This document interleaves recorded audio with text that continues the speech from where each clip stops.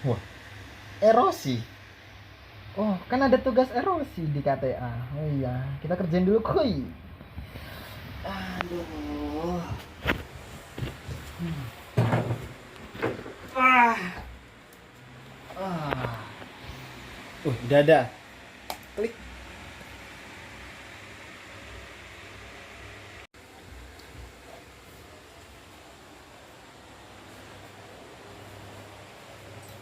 Apa tuh?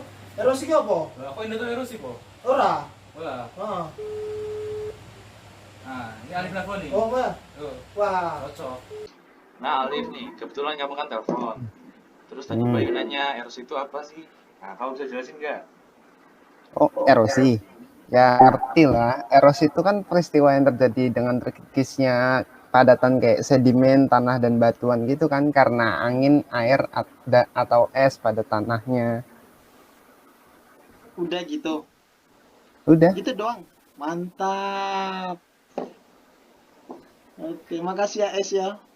Kamu sangat bukannya nanya membantu. kata jenis-jenis erosi bukan? Jenis-jenis erosi juga boleh, nggak apa-apa. Ya udah, lanjut aja. Lanjut. Jenis-jenis erosi Nah, apa aja? erosi itu seingatku ada 3, erosi alur, percik, sama erosi tepi sungai. Udah, itu ada 3 doang berarti ya? Nah, seingatku sih gitu, sisanya aku nggak tahu. Oke, mantap. Makasih banyak ya Alif ya. Oke, oke. Oke, love you. Wah. Baik, pada kesempatan kali ini saya akan menjelaskan tentang apa itu erosi tebing sungai.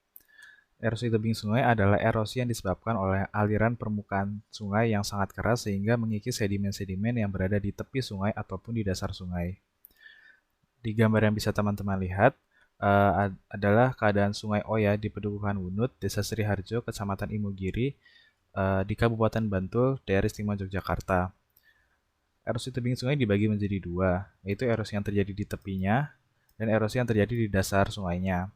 Erosi yang terjadi di tepi sungai akan menyebabkan pelebaran area sungai dan akan menyebabkan longsor, sedangkan erosi yang terjadi di dalam atau di dasar sungai akan menyebabkan sungai bertambah dalam. Pada kesempatan selanjutnya, saya akan menjelaskan tentang bagaimana proses terjadinya erosi tebing sungai. Baik, melanjutkan pemaparan saya sebelumnya, sekarang saya akan menjelaskan 4 jenis erosi yang terjadi di sungai.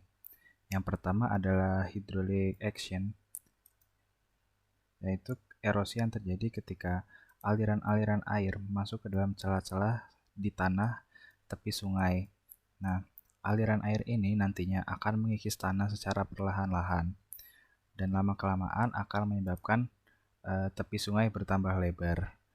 Erosi ini termasuk ke dalam erosi tepi sungai. Selanjutnya adalah solution atau pelarutan. Nah, solution atau pelarutan sendiri ini adalah erosi yang terjadi pada batu kapur atau gamping yang terlarut ketika dialiri oleh aliran air sungai.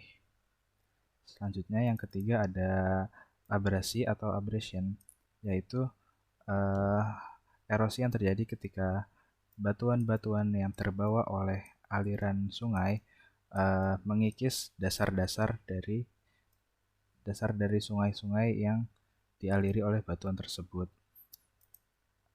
Pengikisan tersebut nantinya akan menimbulkan celah-celah dan mengikis sedimen-sedimen di atasnya sehingga menyebabkan sungai semakin dalam. Erosi abrasi ini termasuk ke dalam erosi dasar sungai. Selanjutnya ada atrisi atau attrition. Erosi ini terjadi ketika sedimen-sedimen melayang di aliran sungai saling bertabrakan sehingga menyebabkan volume dan ukurannya mengecil sampai sampai lama-kelamaan habis. Sekian yang bisa saya sampaikan. Saya kembalikan. Yang kedua adalah erosi alur.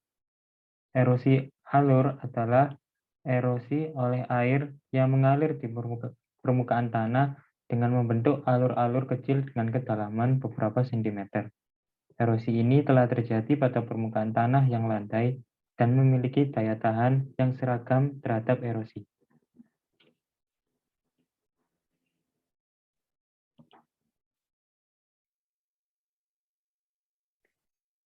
Erosi percik adalah erosi yang terjadi akibat terlepasnya dan terlemparnya partikel tanah akibat pukulan butir hujan secara langsung.